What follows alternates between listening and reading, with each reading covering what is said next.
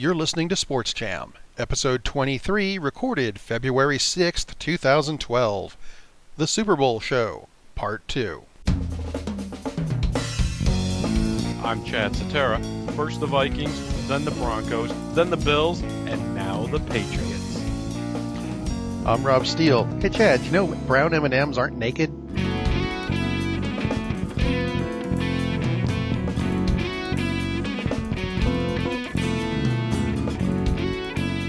As my wife told me before the start of the Super Bowl number 46 in Indianapolis, happy last day of football season, at least until the end of summer.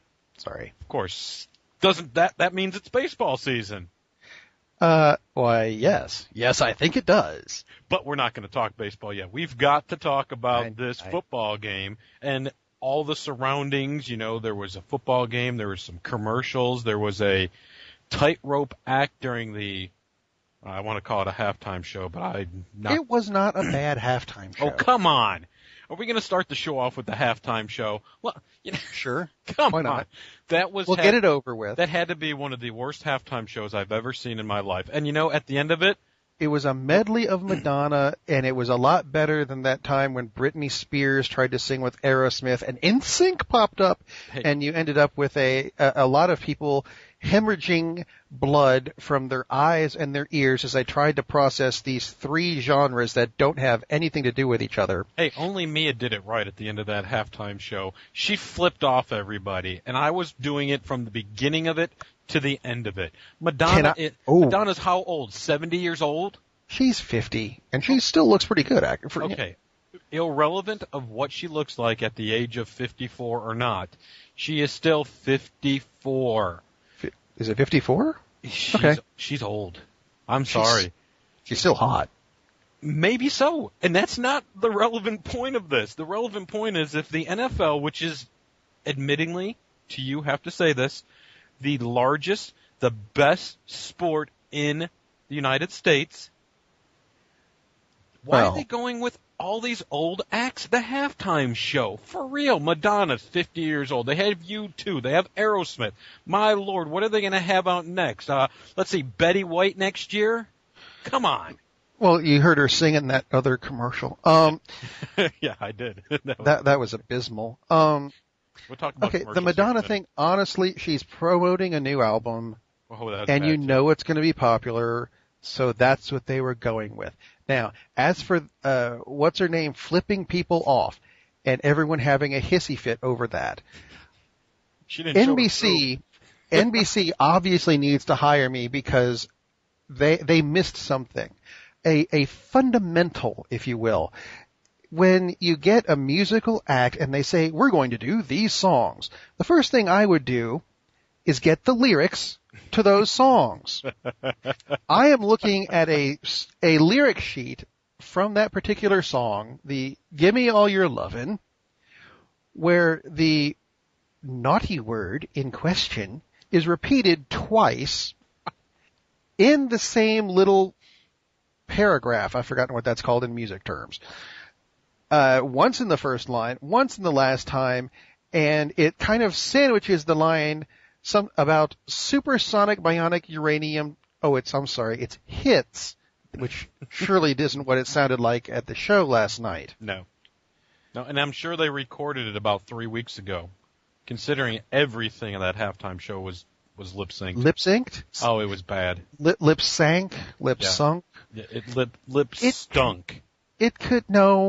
It could have been, they started out with how much country music? Hey, let's listen to the national anthem. Oh, say, can you see? Okay, I'm sorry. I know you don't like that, but Kelly Clarkson was awesome in the national anthem. To my knowledge, I have seen her 3 times ever, because honestly, I don't like her music and I try to avoid her like the plague, but each time I've seen her hair's a different color and length. And, why? But she's an American Idol. She can do whatever she wants. Simon Cowell must be destroyed. Who the hell does this guy think he is? He's not on American Idol anymore. All right. Okay. While we're at it, what is the difference between American Idol and X Factor? The fact that there's better ratings on American Idol. And No, X Factor is a ripped off a name from a comic book that I used to like. Thank you very much. Okay, well, there's your difference. That's where they got the name difference. Hey, let's one more thing on the halftime show. For those of you that were wondering, Andy Lewis is the guy's name that was doing the dangerous tightrope acts in front of Madonna. I swear so many times that he was going to jump up and he was going to miss, and we were going to have a incident that was going to be a little bit too gruesome to discuss. A tightrope here on malfunction. Yeah, that would have been a nasty tightrope malfunction. Indeed, it would have. Let's go to the football game before we go to the commercial. The New York Giants win their 4th Super Bowl title, their 2nd in 4 years, both of them over the highly rated New England Patriots. Eli Manning, once again, MVP. And I'm not going to take back what I said last week. He's an MVP. He's a clutch player. I said that, but I still would take Peyton Manning over Eli Manning. It's in a heartbeat. It is. But a great performance by Manning, and really... I heard this earlier, just to finish up the Eli Peyton thing, and I want to see if you agree with this. Who would you take, Eli or Peyton? And everyone has been saying Eli because, well, he's got 2 rings. Ben Roethlisberger has 2 rings. Would you take him over Peyton Manning? No. Okay, so argument nullified. Peyton wins. We can move on now. How about this? Would you take Eli Manning over Aaron Rodgers, current day quarterback? I would take Y.A. Tittle. Well, yes, you would. And it's Steven, who is not here with us once again. Work tie-up has got him doing his other thing. Yes, exactly. He was tackled by JPP. Yeah, he would probably take Doug Williams over Dan Marino. But that's okay. Neither here nor there. Eli Manning, 30 of 40, 296 yards. 296 yards passing, 1 touchdown, and the best play of the game was on that final drive where he hit Mario Manningham with 38-yard. That was a great touch pass. Manningham had to do a lot of tiptoeing right there on the sideline. But again, the Patriots defense, horrible. Tom Brady, who used to be Mr. Clutch himself, had to me it's a dismal performance for Tom Brady. 27 of 41, look at the stats. Great. Honestly, I wasn't impressed with Eli either. But I don't think that we can, the safety, yes. I don't know what he was thinking at the beginning of the game. But that last drive, it's not entirely his fault. He hit the receivers. They dropped the ball. If you were Giselle right now, you'd be complaining about the receivers. Like she has all day. What? His lost me. His wife. The like supermodel. A gazelle. What the hell are you talking about? Yeah, she's been all over the internet since the Super Bowl has ended, saying, it's not Tom's fault, it's the team's fault, and it's like, come on. There's a spot for women in football, and no offense, I'm not meaning this to be sexist, but when Kurt Warner and the St. Louis Rams were going after Super Bowls, and they kept on putting his wife on TV and showing pictures of her and how much she was very passionate about her husband. That did it. No more wives on TV. I'm sorry. Just don't do it. Anyways, especially with her, Giselle, getting on the internet, tweeting, Facebooking, talking to all the media outlets, saying, it's not my husband's fault. Shut up. Just shut up. The Patriots lost the game. It was their 4th Super Bowl loss. Just to point it out, we would be saying anybody, shut up at this point. It's not if the coach was doing it, shut up. If it's the quarterback, shut up. Exactly. And the Patriots, they lose their 4th Super Bowl. If it's Chris Collinsworth, shut up. Oh, God, don't go with Collins. Because I think during the game you texted me and said, I think we found the next Tim McCarver. And I swear you were talking about Chris Collinsworth. Yep.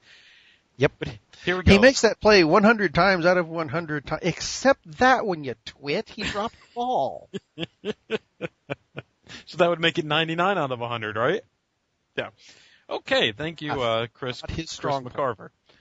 Here's the deal. The New England Patriots join the Minnesota Vikings, the Denver Broncos, and yes, my team, the Buffalo Bills, as the only 4 teams in NFL history to lose 4 Super Bowls. Congratulations. Yeah, exactly. And you know what? To think about this, before this game started, in fact, before the game started 4 years ago, everybody's like, Tom Brady, Bill Belichick. They're on a path of stardom. They've won 3 Super Bowls together. They're 18-0 and they get beat by the Giants. Oh, Super Bowl 46 comes. The Patriots are 15-3. The Giants are only 12-7. The worst record for a Super Bowl team. And, oh, the Patriots lose again. Ha-ha, New England Patriots. Unfortunately for you and your fans, you can sit there and say, oh, we got second place again. You know, my thought is this, Rob. I'm a Bills fan. They went 6-10 this year, but I guarantee you, 10 years from now, people are going to remember that the Patriots lost the Super Bowl before the Bills went 6-10. Yeah. I mean, honestly, I don't see what oh no, they came in second. Oh darn, it's ahead of what, 30 other teams? True, but they're the first team to lose the Super Bowl for Wow. that year. And all their fans are like, How many we made it there. There are still teams that have never made the Super Bowl, There correct? are 4.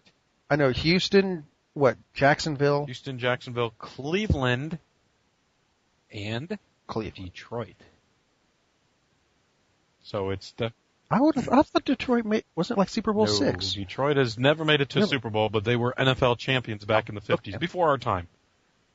Well, yeah, a little. All right, Rob, let's talk a little bit about the commercials. I know you got psyched about them, and during the game, Just because I wanted to see good commercials, and You missed them. I didn't. you missed them.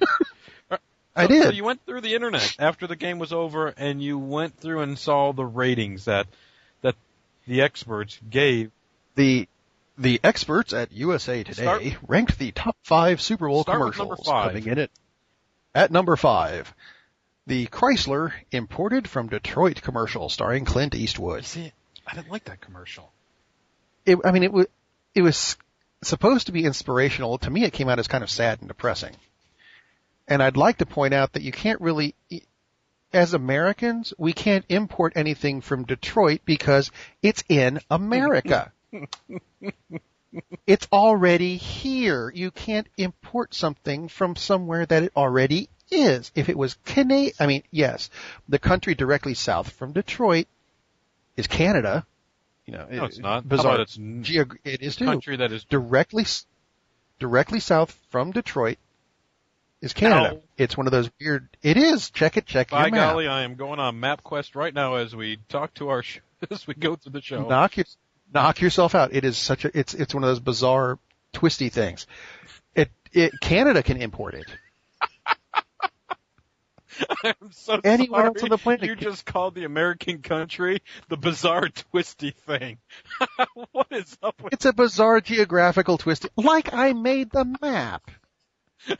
Well, I'm sure you're the one. So I'm anyway, sure you're the ones that put moving. the Great Lakes there. That's what happened there. Oh yes, It was made by that kid who had to pee in the pool. That's what the twist. Anyway. Number 4, Doritos, man's best friend, which would be the dog burying the cats thing. I actually liked that one. It was kind of sadistic. Predictable. It was predictable, but it was Yeah. sadistic. You had the dog that looked like he was mean, and kind of like the dog was playing the bully role. In essence, Right. So, Which of course everyone's trying to get rid of bullying. So we'll get to another Doritos thing that they shouldn't have done in a minute. oh, I'm guessing that's going to be in the top 5. Number 3. Bud Light. Here I we go. love it. That was my favorite, and I was hoping this would hit a top 5. That It was was funny. it was The amusing. dog was so cute. My family just recently lost our dogs. It's one of those. It's so ugly. It's cute. That's the whole point. Which I've never understood. No, Come on, when you think, it's ugly. but it's a dog. rescue dog. That was the whole purpose behind that one. Yeah. Hey, here we go. So what? You rescue it and don't give it a bath or anything. Here we go. Okay. So anyway, number Here we 2, go. Kia, a dream car for real life, starring Motley Crue. Really? Did anyone else not see that? Go, what the hell is Motley Crue doing in a Kia commercial? That was. It's going to lead to your number 1 commercial. Or wait, USA Today's number one commercial. USA, not mine. Sling Baby by Doritos. What's that? Which, quite frankly, I think that's irresponsible. It's an irresponsible ad because now you're going to have people going, my kid's got one of those. I'm going to see if I can slingshot him across the yard to get some Doritos from my kid in the play fort. No. We're going to see, I can guarantee we're going to see this in the next 2 weeks. On YouTube. Multiple. That's what's scary is that the thing is it's going to be multiple kids that are going to get hurt. And that bugs me. At what point should they have put in the commercial, the stunts that are being performed in this commercial are being done by professionals and should not be done at home? They're not being done by professionals. That was computer generated. Thank you. I was just imitating a Jackass movie. That's what I was trying to do because, honestly, you're right. I've got children. You've got children. It is a very irresponsible commercial. People are going to try. Where was my Leonard Nimoy commercial of him pushing all the annoying people off the edge of a cliff? You know that you need to call the producers of television commercials and you need to get it on there.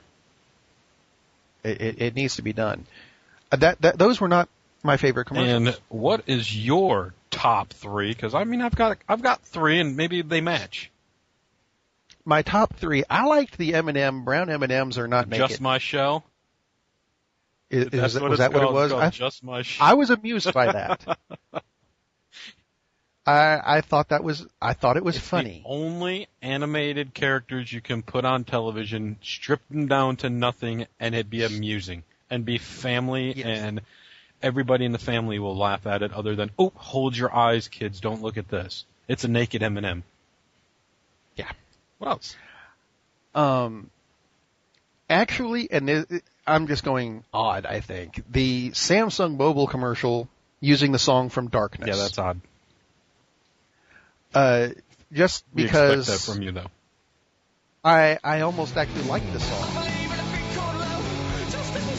And this is just so you know which one I'm talking about, because I don't know that anyone remembers this song. It came out when I lived in Germany, so I missed it the first time. I caught it a couple years ago and went, oh, is that what that is? Because I saw the lead singer on another show or something. And tell me your other one that you liked. But now, hang on a minute. That reminded me of something. Did you notice that when the Giants were running out on the field, did you notice the song they were playing in the background? It wasn't New York. No. It was Tiny Tempa. No. No way. It was the same damn Tiny Tempa song that they played during the baseball playoffs, where they omitted Tiny Tempa's part entirely. Again. Come on. Speaking of when they were coming out on the field, when they were presenting the trophy, did you see the guy from David Letterman? I can't think of his name. Paul Schaefer. He kisses the Lombardi trophy. He's the guy that does their skits. And I can't. I don't watch Letterman. Yeah, well, so yeah. Obviously, I don't watch Letterman enough to know his name, but I'm surprised you didn't say the Mr. Quigley commercial. The Skechers commercial, where the little bulldog puts on the Skechers. That was one of my other ones. It was cute, but I've seen it done. It's been done Not before. with a fat bulldog. Well, okay, I'm going back to, the first time I saw something similar to that, it was a Tex Avery cartoon from 1936. By golly, you were alive back then?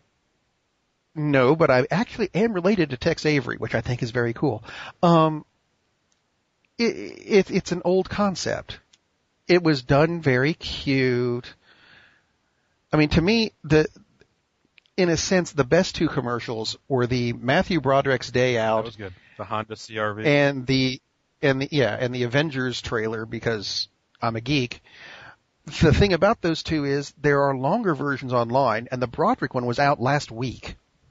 So they're not really the Super Bowl commercials that we wanted them to be. They're out there online already if you want the longer versions, which I do recommend. Have you seen the longer Avengers trailer? Have not. But I'm sure I'm going to be checking it out now. You need to, because it has some really great lines at the end of it. We have a Hulk. Anyway. Well, I've only got one more that I want to share, and it's nothing exciting, but over the summer, America's Got Talent comes on, and who else better to be a new judge for America's Got Talent Then Howard Stern. Sure, why not? Because we know how much talent he's... Of course, you know that's going to be on because of it being NBC. That's why you saw it on there. But, you know, Howard Stern replacing Pierce Morgan. Not sure exactly how that's going to work, and I'm not sure exactly how I'm going to take Howard Stern and twist him into college basketball, but let's try it. Rob, we've got some great college basketball games going this week.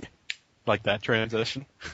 That was pretty. That was pretty lame. Yeah, that was subtle. That was pretty lame, pretty subtle. But the new AP Top 10 is out, and boy, do we have some great Top 10 teams that go head to head against each other this week.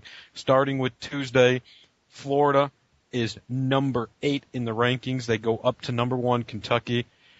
A game, you know, and lose. SEC. Yeah, I'm saying SEC fans might think this is a good game, but when you got the 23-1 Kentucky Wildcats, 14-0 at home, with such a long winning streak at home against Florida, who struggles on the road, their 4 losses have come on the road.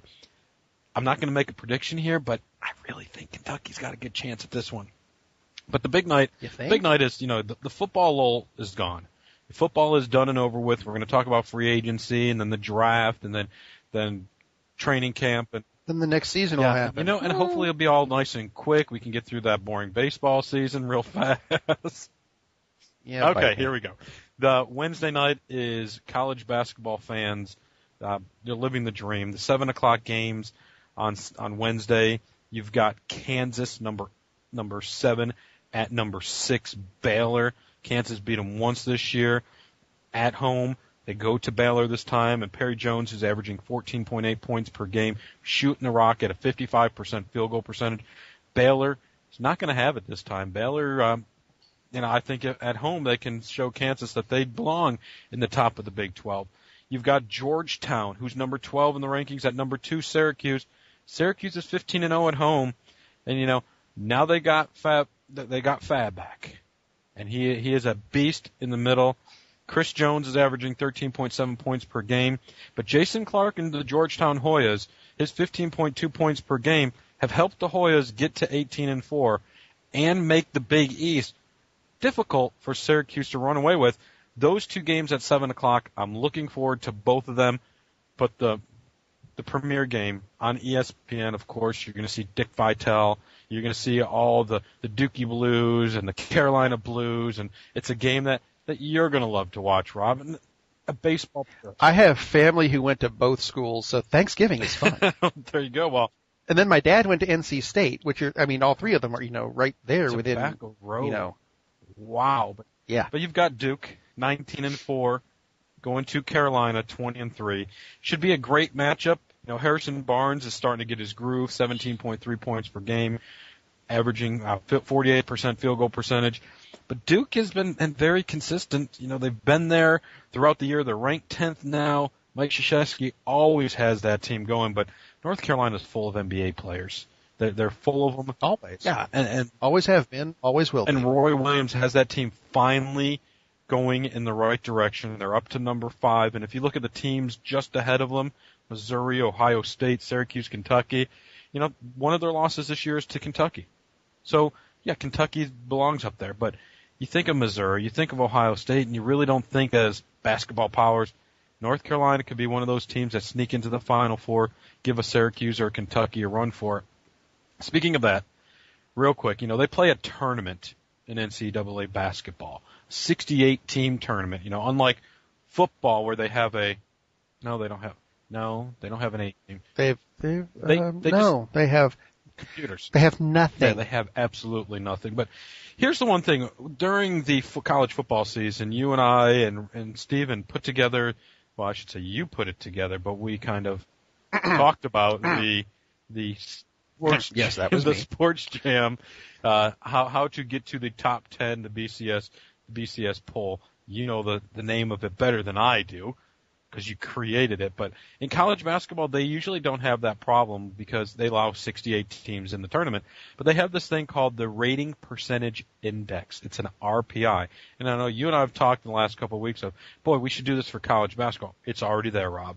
Here it is. It is. It's a lot better than. Oh, and it's awesome because it's been football. What they're doing with football. It's based on the strength of schedule and how they do against the strength of schedule. So if you look at the RPI, and right now we're in the first week of February.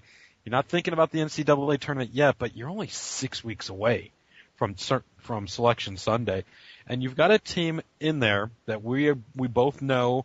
We both went to college at Austin Peay, graduated there, and one of their arch rivals was Murray State, the Racers.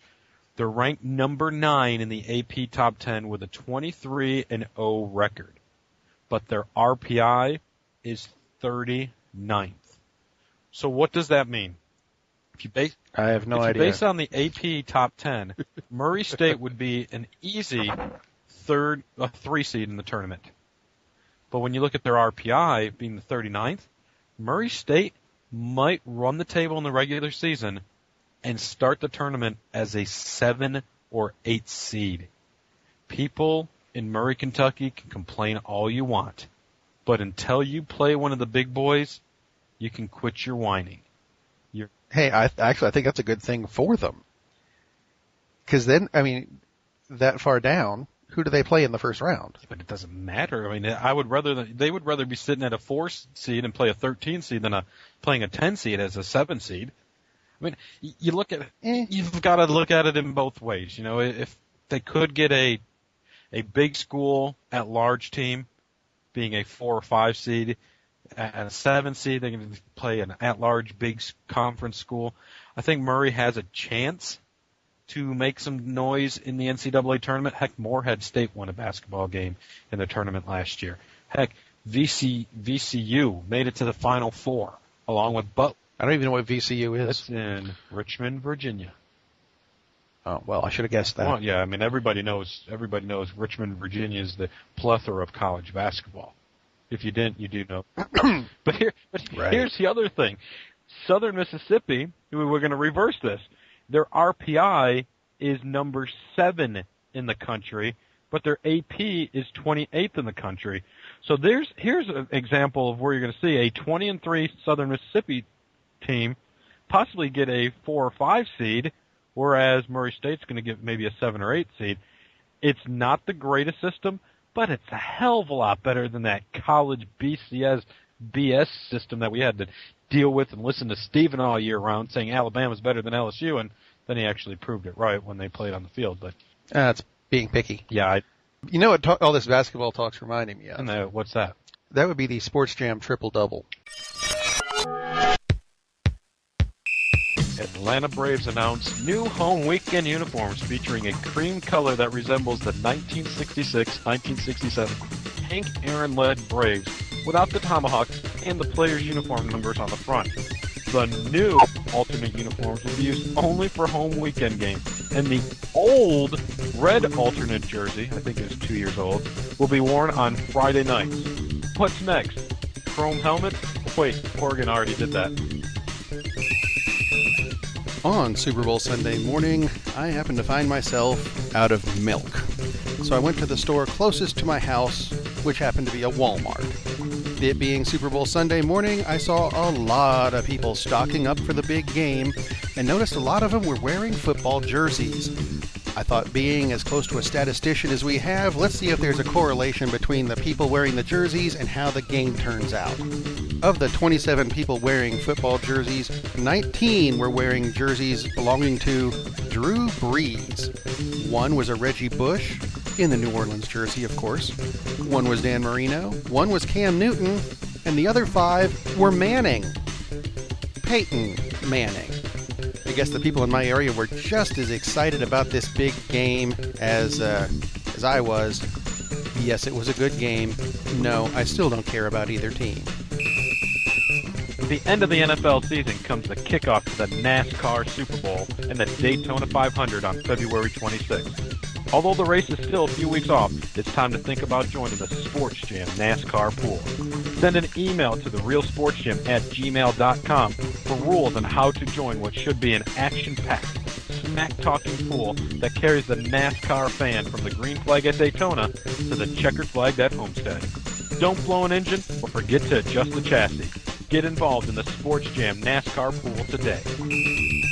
Wrestling news. Yeah, I'm a bit late on this. Evan Bourne was suspended, again, for violating the WWE's wellness policy. Hopefully this means they're actually going to release him, where he can become Matt Sydal again, and go to Impact Wrestling and have more of those feuds with AJ Styles, like the ones they used to have in ROH. Those were some of the best matches I've ever seen. And in other wrestling news, wrestler Chris Jericho, Braves third baseman Chipper Jones, and everyone's favorite quarterback Tim Tebow, yeah, stop that, it's gotten old, are now co-owners of the new D1 Sports Training and Therapy Center in Tampa, Florida, which focuses on Division I college athletes. What Chris Jericho actually has to do with this? Yeah, I don't know. Sports Jam will be back next week with another knockout episode. But until then, follow us on Twitter at TR Sports Jam, friend us on Facebook, or email us at therealsportsjam@gmail.com. Thank you to our sponsor, the Danny Nagy Band. Until next week, Sports Jam, we're out.